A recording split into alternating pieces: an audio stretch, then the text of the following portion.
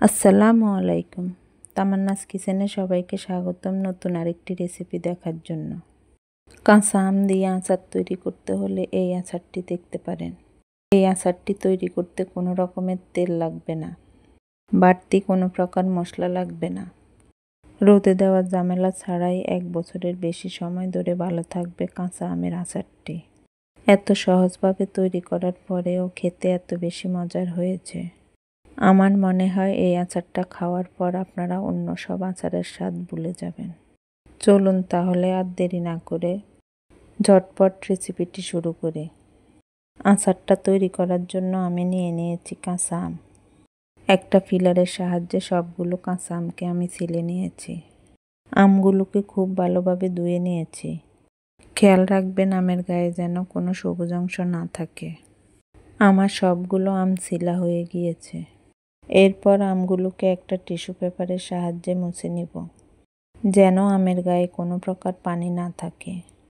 আমের আচারটাকে দীর্ঘদিন ভালো রাখার জন্য এই টিপসটা অবশ্যই কিন্তু ফলো করতে হবে। এখন এই আমগুলোকে আমি গোল গোল করে চাক চাক করে কেটে নেব। আমের চাকগুলোকে একটু পাতলা করে কাটবো, খুব বেশি মোটা করে কাটবো না, তবে আবার অনেক বেশি পাতলাও না। আমের ভিতরের বীজটা ফেলে দেব। দেখে নিশ্চয়ই বুঝতে পেরেছেন আমি আমগুলোকে কেমন মোটা করে কেটে নিয়েছি। ঠিক একইভাবে আমি সবগুলো আমকে কেটে নেব। কেটে নেওয়া আমগুলোকে আমি একটা বাটির মধ্যে নিয়ে নিচ্ছি। আমি এখানে 1 কেজি আম নিয়ে নিয়েছি। আর এই 1 কেজি আমের জন্য দিয়ে দিব 1 কাপ চিনি।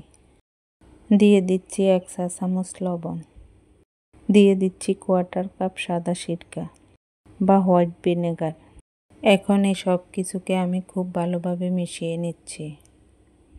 চিনি আর ভিনেগারের সঙ্গে এই আমের স্লাইসগুলোকে আমি 1 ঘন্টার মতো ভিজিয়ে রাখবো। এতে করে আমি আচারটা যখন তৈরি করব একটা আমের স্লাইসও ভেঙে যাবে না। ভালোভাবে মিশিয়ে নেওয়ার পর এখন আমি ঢাকনা দিয়ে ঢেকে রেখে দিব 1 ঘন্টার জন্য। এই 1 ঘন্টার মধ্যে কিন্তু আম থেকে প্রচুর পরিমাণে পানি বের হবে। আমগুলোকে একটা সাইডে রেখে আচারের জন্য একটা মশলা তৈরি করে নিব। তার জন্য চুলায় একটি প্যান বসিয়ে দিয়ে দিব 3টা শুকনো মরিচ। মরিচগুলোকে হালকা একটু ভেজে নেব। এই সময় চুলার হিট একেবারে লোতে রাখবেন। আর দিয়ে দিব 1 টেবিল চামচ পাঁচফোড়ন। সব কিছুকে আবারও ভেজে নিব 1 মিনিটের মতো। এই 1 মিনিটের মধ্যেই সব কিছু ভালোভাবে মুচমুচে হয়ে যাবে। এখন চুলা থেকে নামিয়ে নিব। আচারটা তৈরি করার জন্য চুলায় একটি প্যান বসিয়ে দিব আর আমের স্লাইসগুলো দিয়ে দিব। বাটির নিচে এখনও কিছু চিনি গলে যায়নি। এখন আমি চুলাটা অন করে দিব আর হালকা হাতে নেড়ে চেড়ে দিব সম্পূর্ণ চিনিটা গলে যাওয়া পর্যন্ত। 1 ঘন্টা ভিজিয়ে রাখার কারণে কিন্তু আমগুলো নরম হয়ে গিয়েছে। ভয় পাওয়ার কিছু নেই, আমগুলো কিন্তু গলে যাবে না। আস্তে আস্তে কিন্তু আমগুলো শক্ত হতে থাকবে।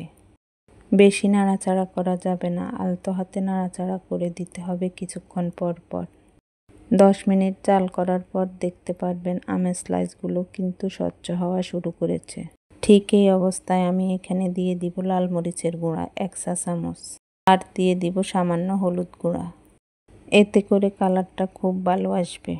আমের স্লাইসগুলো স্বচ্ছ হওয়া শুরু হয়েছে। চিনি আর আম থেকে যে অতিরিক্ত পানি বের হয়েছে সেটা শুকিয়ে আসা পর্যন্ত অপেক্ষা করতে হবে। আচারে দেওয়ার জন্য যে আমি মশলাটা ভেজে রেখেছিলাম, মশলাটাকে এখন আধ ভাঙা করে নিব। একেবারে মিহি গুঁড়া করব না। এইদিকে আমার আমের স্লাইসগুলো শক্ত আর স্বচ্ছ হয়ে গিয়েছে। চিনির যে এক্সট্রা পানি ছিল সেটাও শুকিয়ে গিয়েছে। আমি যে মশলাটা গুঁড়া করে রেখেছি সেটা এখানে দিয়ে দিব 1 টেবিল চামচের মতো। আগেই বলেছিলাম এখানে কিন্তু খুব বেশি মশলার প্রয়োজন নেই। আর দেখেন আমের স্লাইসগুলো স্বচ্ছ হয়ে যাওয়ার পর দেখতে কিন্তু খুবই সুন্দর লাগতেছে। আমার এই আচারটা কিন্তু হয়ে গিয়েছে, আর বেশি জাল করব না। এর থেকে বেশি জাল করলে কিন্তু চিনিটা বেশি শক্ত হয়ে যাবে, সেটা কিন্তু পরবর্তীতে খেতে ভালো লাগবে না। বাস তৈরি হয়ে গেল কাঁচা আম দিয়ে লোভনীয় আচার। আপনারা যদি এই আচারটা তৈরি করেন তাহলে একটু বেশি করেই তৈরি করবেন, তা না হলে ভাগে পাবেন না। এখন আমি আচারটাকে একটা প্লেটে ঢেলে নিচ্ছি। আচারটা যখন ঠান্ডা হয়ে যাবে তখন একটা কাঁচের জারে রেখে দিবেন অথবা ফ্রিজের নর্মাল চেম্বারে রেখে দিবেন। 1 বছরের মতো আমের আচারটা ভালো থাকবে। আশা করছি আমার আজকের আমের আচারের রেসিপিটা আপনাদের কাছে ভালো লেগেছে। বাসায় একবার বানিয়ে দেখবেন। আমার ভিডিওটি ভালো লাগলে লাইক এবং শেয়ার করে দিবেন। তাহলে আজকে এ পর্যন্তই। দেখা হবে অন্য কোনো ভিডিওতে অন্য কোনো রেসিপি নিয়ে। সেই পর্যন্ত সবাই ভালো থাকবেন। আল্লাহ হাফেজ।